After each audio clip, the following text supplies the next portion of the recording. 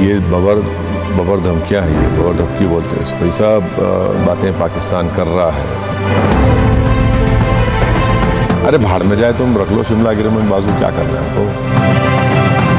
मैं ये कहूँगा कि अंदर घुसे तो अब बैठिए। तस्वीरें ही बता रही हैं कि मैं इस वक्त कश्मीर में हूं, लेकिन जो तस्वीरें नहीं बता रही हैं वो ये है कि ये कश्मीर कितना उदास है। धरती का ये स्वर्ग मेहमानों के खून के कर्ज के नीचे दबा हुआ है। यहां पर उदासी है, मायूसी है, खौफ है, लेकिन कोई और भी मेरे साथ इस वक्त कश्मीर में, और वो भी बहुत उदास हैं, बहुत निराश हैं और बहुत गुस्से में।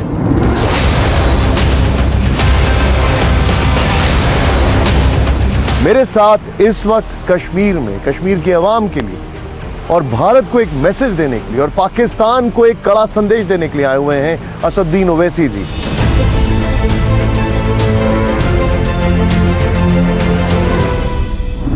स्वागत है सर, आइए। जी सर, थैंक यू सर, बहुत शुक्रिया। बहुत बहुत शुक्रिया आपका। ओवैसी साहब, ये बताइए आप मुझे सबसे पहले कि आप भी निराश हैं, उदास हैं, मायूस हैं, क्या भाव है इस वक्त मन में? नहीं, एक उसको अल्फाज में उसको सामने रखना बड़ी मुश्किल बात है, मगर जिस तरह हर हमारे वतन में, जो हर घर में, हर शख्स के दिल में एक गम है, तकलीफ़ है, गुस्सा है, तो हम भी उसका हिस्सा हैं।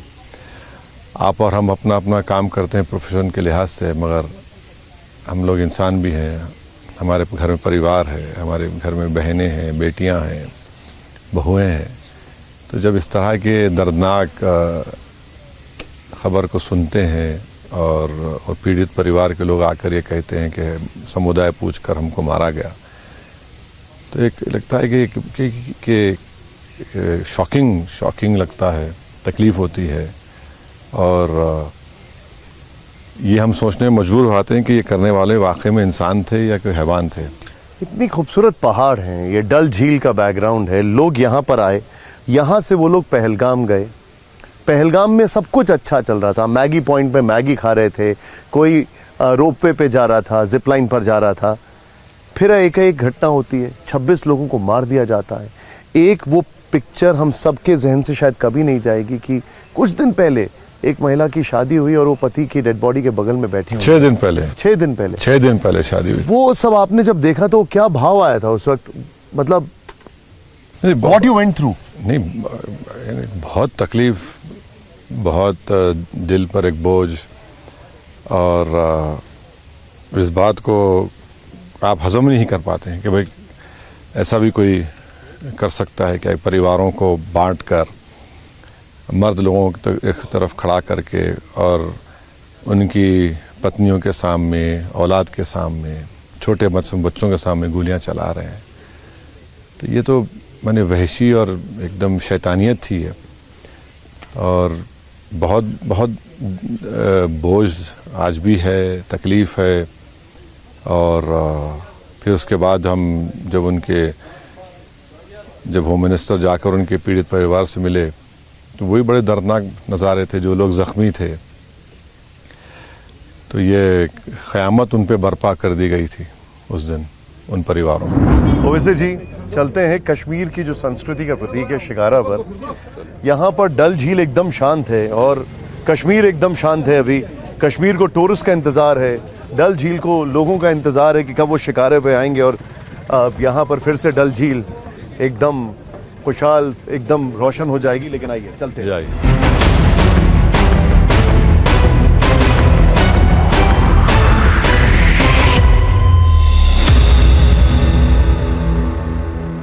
ओवैसी जी, आप पहले भी कश्मीर आए हैं, इस बार ये कश्मीर कितना अलग दिख रहा है आपको? कश्मीर तो हमेशा से हमारे मुल्क का हिस्सा रहा है और रहेगा, मगर जो पहलगाम पर जो वाक़या हुआ वो हम तमाम को झंझोड़ के रख दिया है। और अफसोस की बात यह है, तकलीफ़ दह बात है कि जो लोग सैर व तफरी करने के लिए आए थे, जो लोग अपनी शादी के 6 दिन बाद आए या कोई 2 महीने के बाद आए, ऐसे लोगों को इस दर्दनाक नज़ारों को देखना पड़ा। और फिर मैं ये समझता हूँ कि जो लोग बच गए, जिनको गोली नहीं मारी गई, वो तो ज़िंदगी भर उस गम को लेकर जिएंगे। हम यहाँ पर बैठे हैं, कुछ लोग ऐसे ही एक दिन पहले उस हमले के शिकारे में बैठे थे, इसी डल झील से गए थे वहाँ पर पहलगाम। हमने पहले भी कई हमले देखे हैं, पहले भी कई आपदाएं देखी हैं, देश ने पहले भी कई दर्द देखे हैं, लेकिन हमने ओवैसी साहब को कभी इतना गुस्से में नहीं देखा इस बार जितना देख रहे हैं हम। नहीं, देखिए गुस्सा नहीं है। अगर आपके दिल में अल्लाह ने एक धड़कता हुआ दिल दिया है, हम तमाम का ऊपर वाले ने इंसान बनाया है। आप एक मशहूर टीवी एंकर है, हम एक पार्लियामेंट के मेंबर हैं, मगर सब चीज़ों के बाद हम इंसान हैं। तो आप तो इन चीज़ों को देखकर आपको तकलीफ़ होती है, और आप पूछ रहे हैं समुदाय, रिलीजन पूछ रहे हैं, कलमा नहीं पूछ रहे हैं, गोली मार रहे हैं। ये तो इन लोगों को इंसान बोलना तो दूर की बात, इनको क्या बोलना समझ में नहीं आ रहा है। तो जो हरकत की गई है तो ये तकलीफ़देह बात है। और मैं तो जब सोचता हूँ कि उन परिवार पे क्या गुजर रही होगी, इतने दिन हो गए, मगर अब ये गम ऐसा है कि ज़िंदगी भर उनको झेलना है। और वो जो 2 बेटियां हमारी विवाह हो चुकी हैं, वो लेफ्टिनेंट नेवी के ऑफिसर की वाइफ, ये तो बहुत ही तकलीफ़देह बात है। हमारा मानना और बोलना यही है कि दोबारा इस तरह के आतंकवादी हमले ना हो। ये जो कंटिन्यूस तरीक़े से पाकिस्तान भारत को डिस्टेबलाइज करने के लिए बरसों से टेररिस्ट को ट्रेन करके भिजाता है, इसमें रोक लगनी चाहिए, इसका खात्मा होना चाहिए। पाकिस्तान एक चीज को लेकर भारत में बार बार एक फियर साइकोसिस क्रिएट कर रहा है। वो कहता है कि हमने चूड़ियां नहीं पहन रखी हैं, हम न्यूक्लियर पावर हैं, हम न्यूक्लियर वेपन का इस्तेमाल कर सकते हैं। देखिए ये बबर धमकियाँ है, ये बबर धमकी बोलते हैं इसको। ये सब बातें पाकिस्तान कर रहा है, बरसों से कर रहा है। ये मत समझिए कि आप आके, इसका मतलब क्या है कि आप आके मारते जाएंगे और हम खामोश बैठते जाएंगे। आप 26/11 भी करेंगे, आप पुलवामा भी करेंगे, आप बाला उरी भी करेंगे, आप पहलगाम भी करेंगे, आप रेसी भी करेंगे, पठानकोट भी करेंगे, और हम लोग खामोश बैठते जाएं। क्या आपके पास बड़ी ताकत है? हमारे पास ताकत नहीं है क्या? हम क्या कमज़ोर मुल्क है? क्या समझ रहे हैं वो?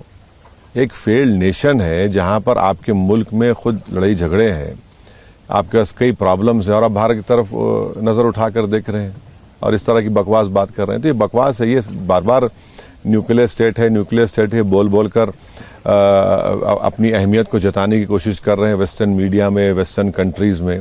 वो भी देख चुके हैं कि पाकिस्तान क्या कर रहा है, वो जान चुके हैं पाकिस्तान का असली चेहरा क्या है। मैं आपको बता रहा हूँ कि इस साल फरवरी 25 में पाक ऑक्यूपाइड कश्मीर में, POK में, लश्कर तैयबा के शायद हाफिज सईद का बेटा या कोई रिश्तेदार था, उसकी स्पीच है। उसने अपनी स्पीच में कहा कि हम 2025 में साल भर हम लोग गड़बड़ करेंगे, जिहाद करेंगे। तो वही तो नतीजा है ना, ये जो हम पहलगाम देख रहे हैं। तो हम क्या खामोश बैठते जाएंगे? कोई बोलेगा मैं ये कोई गली का गुंडागर्दी है, अरे मेरे पास हथियार है, मेरे पास इतने लोग हैं, मैं वो इस्तेमाल करूँगा। अरे भाई, गुंडे में और एक कंट्री में फ़र्क होता है ना।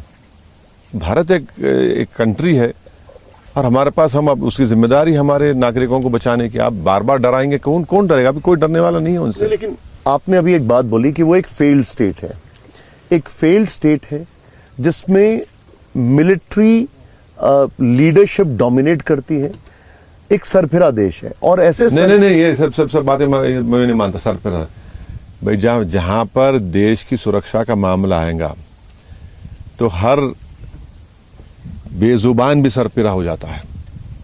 तो ये तो 60-65 साल से इनकी बेवकूफ़ी, इनकी जहालत की वजह से नुकसान उठा रहे हैं।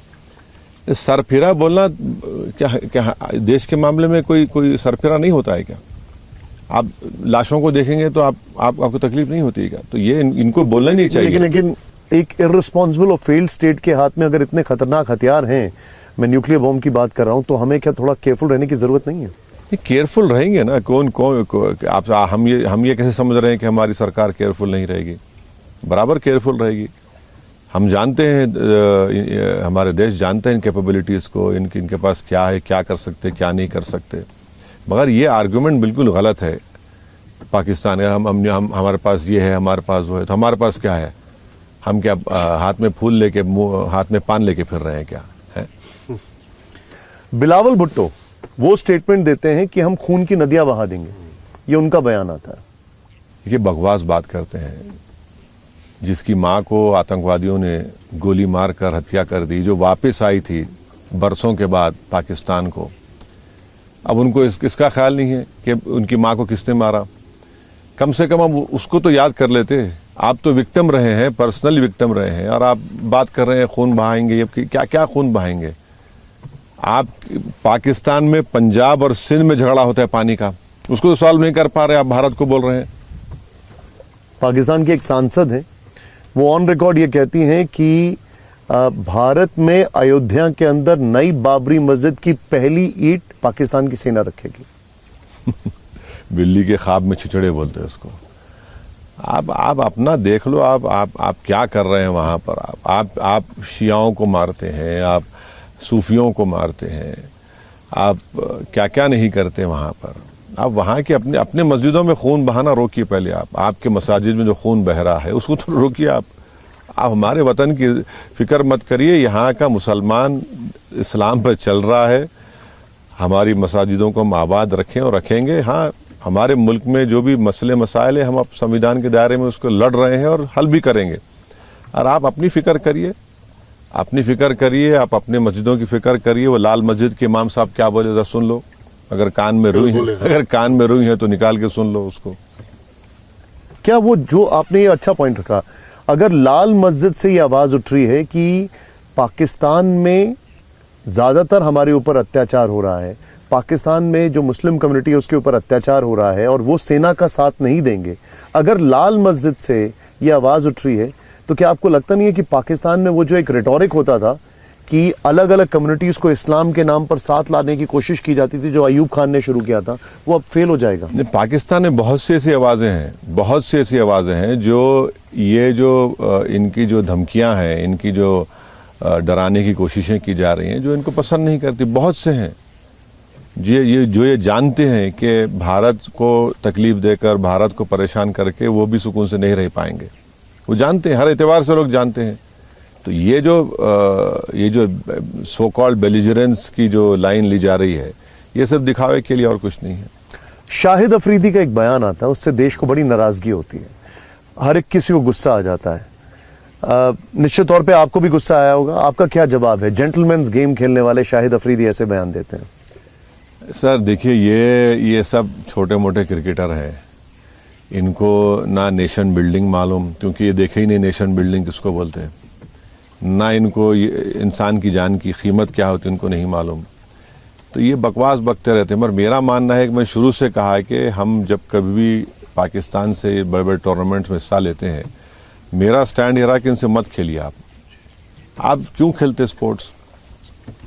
आप क्रिकेट खेल रहे हैं, आप कभी हॉकी खेल रहे हैं, और टीवी राइट्स उनको भी मिल रहे हैं, उनको पैसा मिल रहा है। तो ये तो हमको एक डिसीजन लेनी चाहिए भाई। जब आप सब चीज़ कर रहे हैं और वो बराबर प्रमोट कर रहा है टेररिज्म को, तो फिर कैसे हम ये ये स्पोर्ट्स के कैसे इवेंट्स होंगे यहाँ पर? ख्वाजा आसिफ कहते हैं कि हमने अमेरिका के लिए, यूरोप के लिए डर्टी गेम किया। बिलावल भुट्टो खुद एक्सेप्ट करते हैं कि उन्होंने आतंकियों को ग्रूम किया है।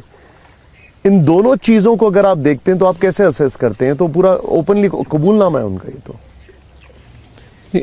आप इतनी बेशर्मी से ये बात कह रहे हैं, मगर आपने ये नहीं सोचा कि कितने हज़ारों लोगों को आपने मरवा दिया।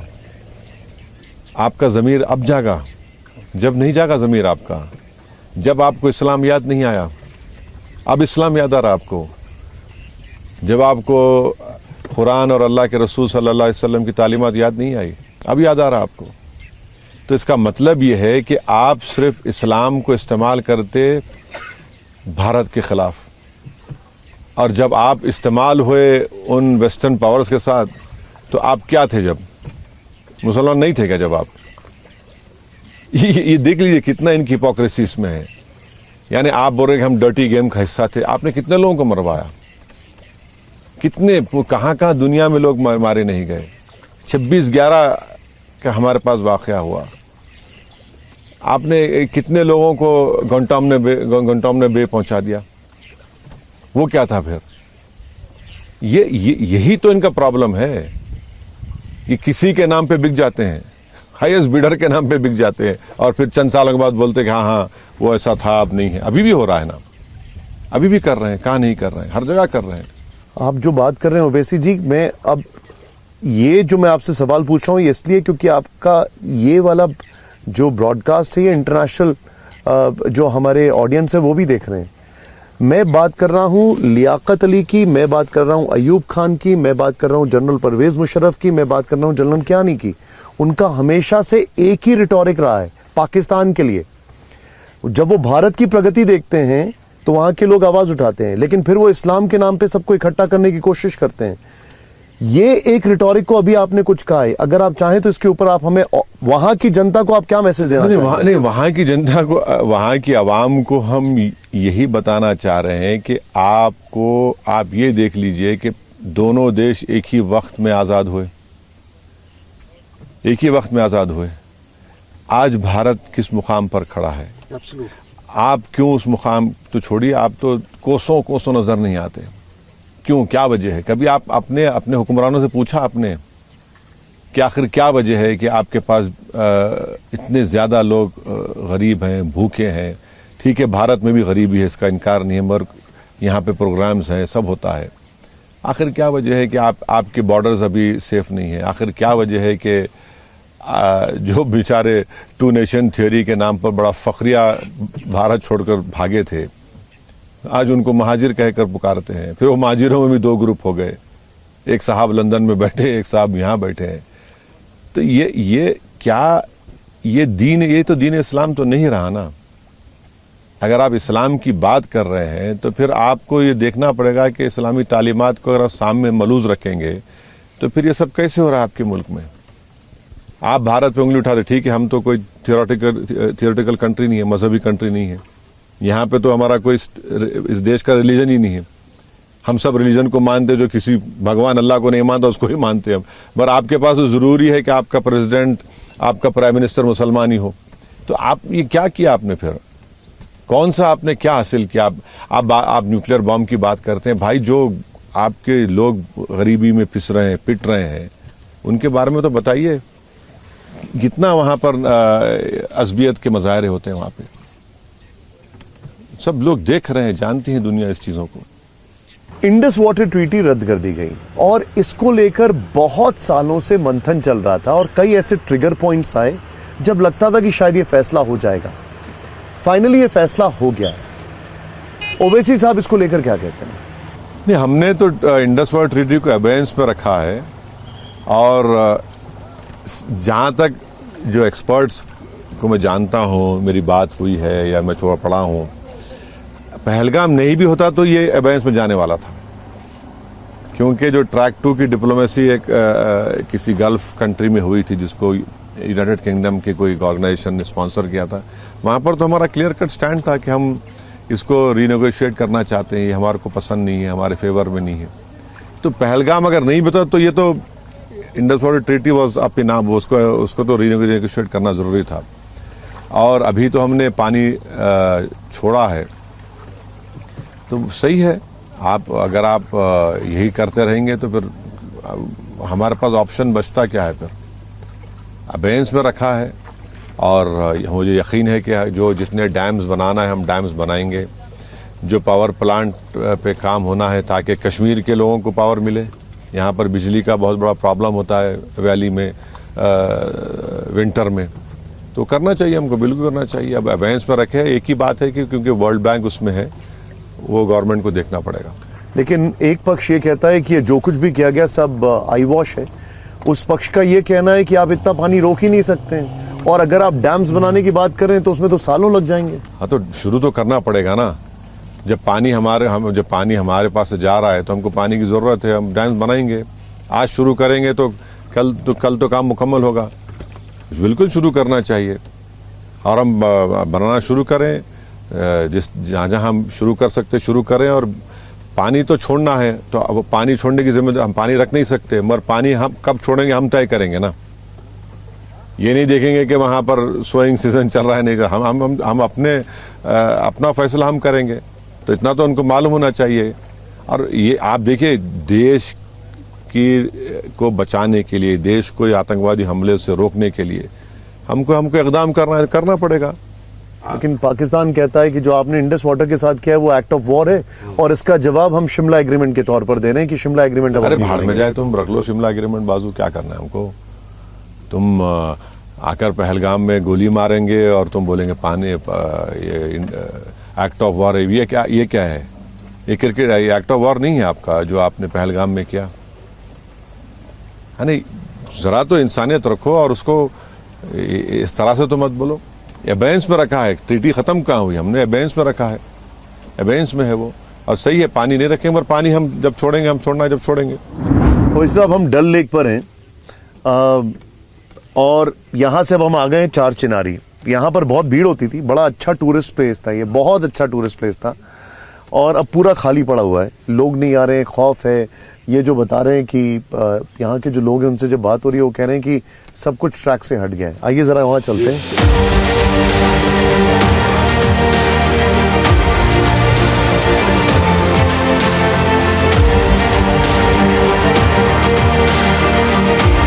वैसे जी, हम लोग बात कर रहे थे अभी किस तरीके से पॉलिटिक्स की बात कर रहे थे, और पॉलिटिक्स को लेकर भी बहुत सारा मड स्लिंगिंग होती है, बहुत सारी चीज़ें हो रही हैं। थैंकफुली अभी ऑपोजिशन साथ में दिखाई दे रहा है, लेकिन चश्मदीद जो हैं, और उसमें मैं अभी उस लेडी का भी जिक्र करूंगा, हिमांशी का भी जिक्र करूंगा, लेकिन चश्मदीद जो हैं वो कह रहे हैं कि आतंकियों ने धर्म पूछकर गोली चलाई, और ऐसा कई जगह बताया गया। लेकिन कुछ लोग उसके बाद ये कह रहे हैं कि ये ऐसा कुछ भी नहीं हुआ, ये बीजेपी का नैरेटिव। अब जो लोग ये कह रहे हैं ना, तो जाहिर है मरने वाले उनकी बेटी नहीं थी, गोली खाने वाला उनका दामाद नहीं था, तो फिर आप किसको भरोसा करेंगे? इतने मरने वाले लोग, परिवार के लोग कह रहे हैं कि हमारा रिलीजन पूछकर, कलमा पढ़ो, ये पूछकर तो ये हुआ है। अब ये अगर इसको डिनाई कर रहे हैं, तो अगर कोई दिन को रात कहेगा तो ठीक है, कर ले। जो ऐसी घटनाओं को ओवैसी साहब जिहाद का नाम देते हैं, आप उन लोगों को क्या कहेंगे? देखिए, इस्लाम को समझने की ज़रूरत है। इस्लाम को जो नहीं जानता ना, इस तरह के अपनी क़त्ल गारतगिरी को जस्टिफाई करने के लिए बम लगा कर उड़ा देना, इसीलिए वो लोग इसको अनफॉर्चुनेटली जिहाद का नाम देते हैं। हमारे प्रॉफिट मोहम्मद सल्लल्लाहु अलैहि वसल्लम ने हदीस में फरमाया कि सबसे बड़ा जिहाद अकबर, उन्होंने क्या कहा? भाई अपने नफ्स से जिहाद करो, यानी अपने ईगो से, अपने डिज़ायर से। आप वही नहीं समझ रहे हैं, और आप ये समझ रहे हैं कि मासूम लोगों को गोली मार देना ये बहुत बड़ा आप काम करना। ये जिहाद नहीं है, क़त्ल है, ये बहुत बड़ा क़त्ल है। और अल्लाह जब हिसाब करेगा इन लोगों का, तो सबसे पहले मकतूल सामने खड़ा होगा। हमको बताएगा कि जब किसी का जान लेते हैं, तो जब हिसाब किताब का दिन होगा, उस दिन ये खड़े होकर बोलेंगे कि हमारे मारने वालों का क्यों मारे, बताओ, ये क्या जवाब देंगे? जब हम आपके यहाँ पर देख रहे हैं काफ़ी सिक्योरिटी है। मुझे याद है एक दौर था कश्मीर में जब हर जगह सिक्योरिटी हुआ करती थी, लेकिन उसके बाद जैसे ही 370 हटी, क्या आप मानेंगे, उसके बाद एक जवाब मिला। उसके बाद ज़िंदगी पटरी पर लौट रही थी, टूरिज़्म वापस लौट रहा था, और चीज़ें चीज़ें काफ़ी बेहतर हो रही थी। और ये चीज़ पाकिस्तान को कतई बर्दाश्त नहीं हुई, और उसने फिर से वही टूल का इस्तेमाल किया जो करता है, आतंकवादी वाली टूल किट। देखिए, 370 के बारे में मेरा स्टैंड कुछ और है, मैं उसको निकालने के मुखालिफ था, आज भी हूँ। मगर यहाँ पर लोग इस बात को देख लिए थे कि हम टनल में नहीं रह सकते, राइट, हमको आगे बढ़ना है, और लोग अपना काम कर रहे थे। डेवलपमेंट बोलिए, जो भी बोलिए, हो रहा था। और ये जो पहलगाम के बाद जो एक प्रोटेस्ट हुआ, मैं बता रहा हूँ, बड़ा ऑर्गेनिक प्रोटेस्ट है। आप किसी भी कश्मीर के जो एक्सपर्ट्स हैं उनसे पूछ लीजिए, सुपोर एक इलाका है, वहाँ कोई टूरिस्ट जाता ही नहीं है। रात में लोग कैंडल लाइट लेकर प्रोटेस्ट कर रहे थे। अरे सर, मस्जिदों से आवाज आई हिंदू मुस्लिम यूनिटी की। सुपोर का वो भी है, हाँ। कई ऐसे जगह पर है। तो कश्मीरी ये चाह रहा है कि भाई ये हम हमारे कंधे पर रखकर, हमारे सरों पर रखकर आप हमको ही बर्बाद कर रहे हैं। 7% या 8% टूरिज्म का हिस्सा स्टेट की जीडीपी में आता है।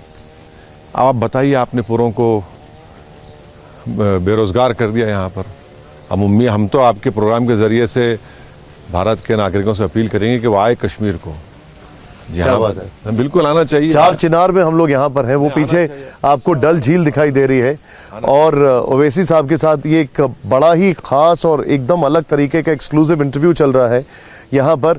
लेकिन इस सब के बीच में एक सवाल उन आतंकवादियों को लेकर उठता है ओवैसी साहब, कि वो आतंकवादी अभी तक क्यों नहीं पकड़े गए, कहाँ है वो आतंकवादी, क्या स्थानीय लोग उनकी मदद कर रहे हैं, OGWs की बात होती है, इस पर आप क्या कहेंगे?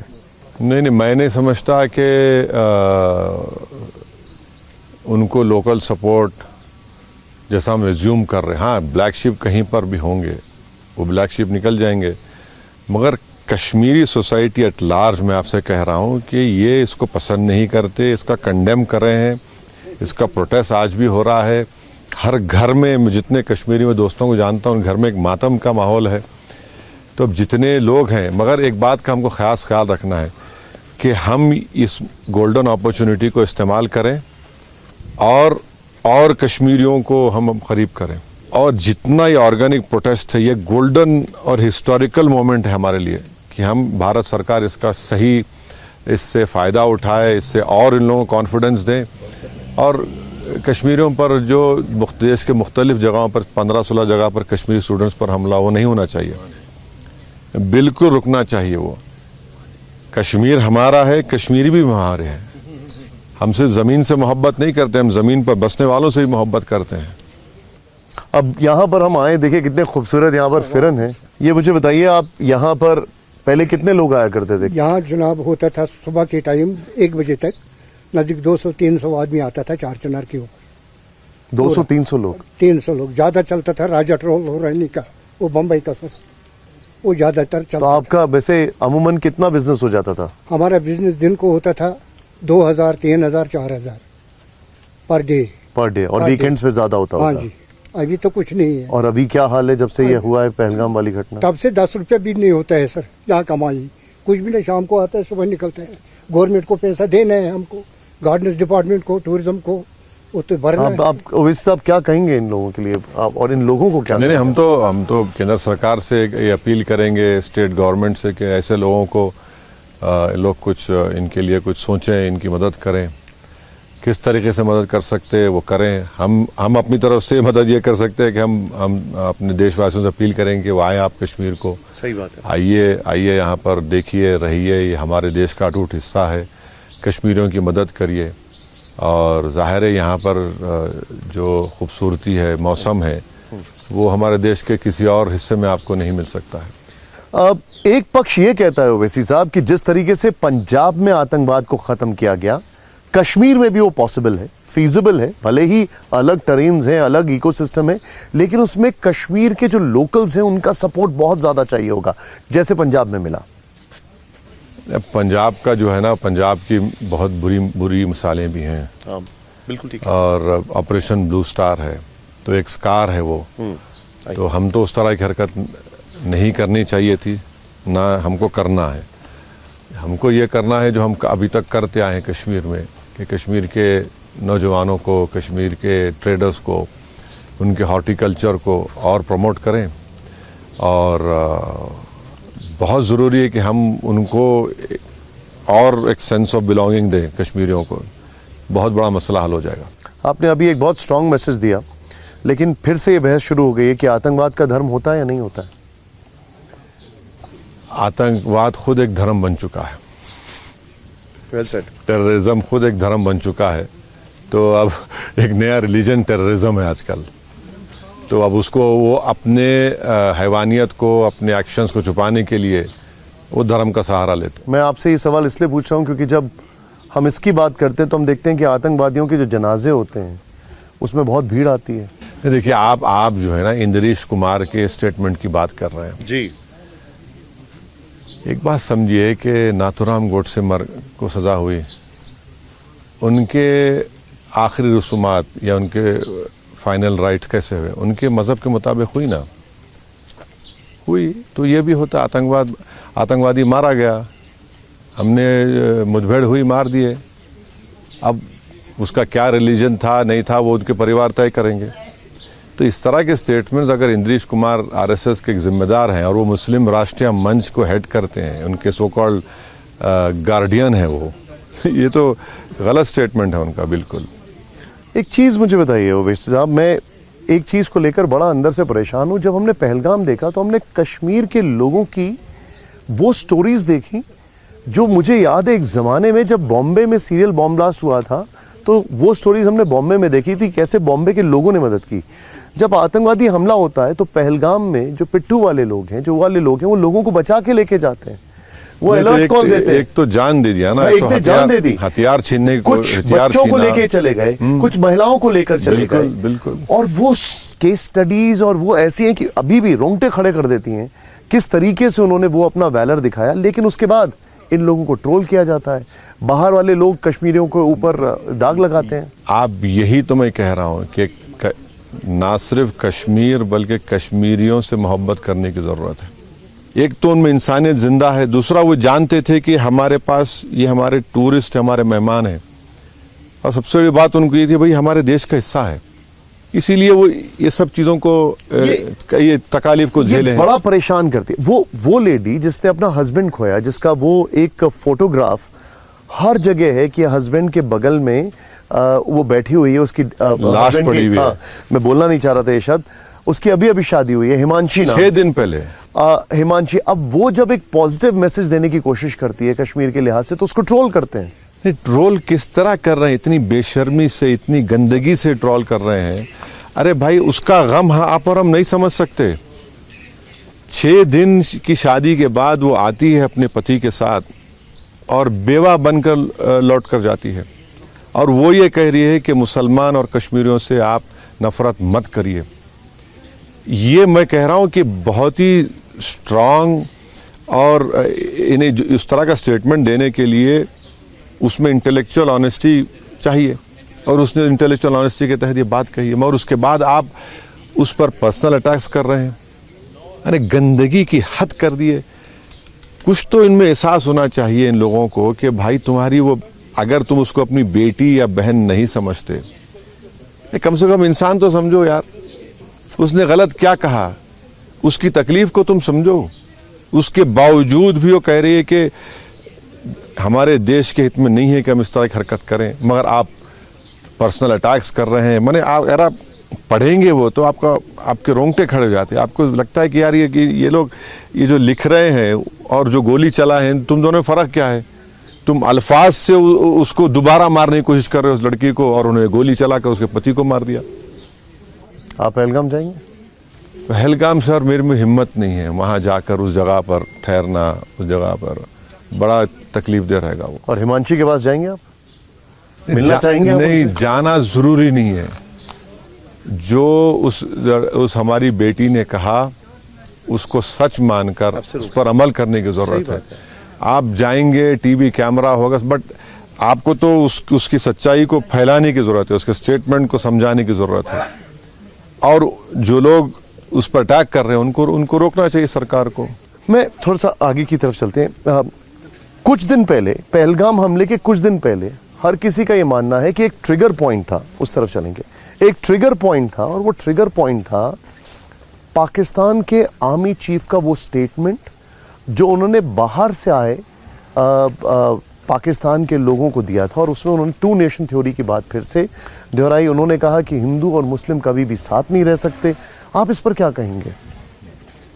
पुराने जख्मों को रेद रहे हैं। 2 नेशन थ्योरी को भारत के मुसलमानों ने रिजेक्ट किया, और 2 नेशन की थ्योरी बार बार लोग बोलते हैं इलेक्शन हुए, मुसलमान ने वोट दिया। उन मुसलमानों ने वोट दिया जो जागीरदार थे, जो उस वक्त उसका क्राइटेरिया था वोट डालने का। 80-85% मुसलमान तो वोट ही नहीं दिए, और जो जिसको जाना था वो चले गए। जो भारत को अपनी सरजमीन मानते थे वो आज भी मानते रहेंगे।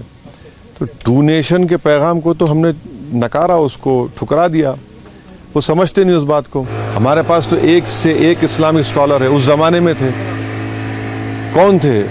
मौलाना अबुल कलाम आज़ाद, हुसैन अहमद मदनी, महमूद उल हसन, मोहम्मद अल जौहर ब्रादरान, बड़े बड़े उलमा इकराम थे। तो ये तो यही इनकी नफरत है और कुछ नहीं। ये अपने नफरत को छुपाने के लिए इस तरह की बातें करते हैं। और इसी साहब, जहाँ पर अभी हम खड़े हैं, जिस जगह पर हम मौजूद हैं, उसके ठीक सामने शंकराचार्य का मंदिर है, और यहाँ से कुछ ही घंटों की दूरी पर हजरत बल की दरगाह है। ये धरती कश्यप की भी है और सूफियों की भी है।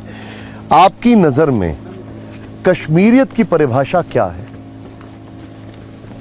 कश्मीरियत की परिभाषा हम देख चुके हैं पहलगाम में कि एक आदमी ने अपनी जान गंवा दिया बचाने के लिए। कश्मीरियत यह है कि ज़ख्मी है को अपने कंधे पर बिठाकर भाग रहे हैं, बच्चों को बचाने की कोशिश कर रहे हैं। ये कश्मीरियत है, और इसमें एक हिस्ट्री है, कश्मीरियत एक कल्चर है। मगर हम लोग जो अभी देखे हैं उससे बड़ी मिसाल और क्या हो सकती है कश्मीरियत की। बिल्कुल ठीक कहा हमने, एब्सोल्युटली राइट। और ये जो आपको अभी हम शो कर रहे हैं, इसको हम भी, भारत के दर्शक, दुनिया के दर्शक, पाकिस्तान की हुकूमत, वो सब देख रहे हैं। आप क्या कहना चाहेंगे हाफिज सईद, और अब तो उनके उत्तराधिकारी, उनके बेटे भी आ चुके हैं, ऐसे आतंकियों को जो इस्लाम को बदनाम करते हैं, जो जिहाद को जीवन का मकसद बताने की कोशिश करते हैं और खून बहाने की बात करते हैं? ये चाइना में, जिनजियांग में क्या हो रहा है, कभी बोलते हैं लोग? उइगर में नहीं बोलते। कभी बोलते यूगर पे क्या हो रहा है वहाँ पर? कभी बोलेंगे? एक लफ्ज़ नहीं बोलते। अफ़गानिस्तान बोल रहा है कि हमारी ज़मीन है, ये वहाँ पर गोलियाँ चला रहे हैं, वहाँ बोलिए। ईरान के बॉर्डर पोस्ट है, ईरान भी एक मुस्लिम मुल्क है, वहाँ पर जाकर बोलिए। तुर्किया और कुर्द का झगड़ा चल रहा है, उस पर कुछ बोलिए। आप नहीं बोलेंगे।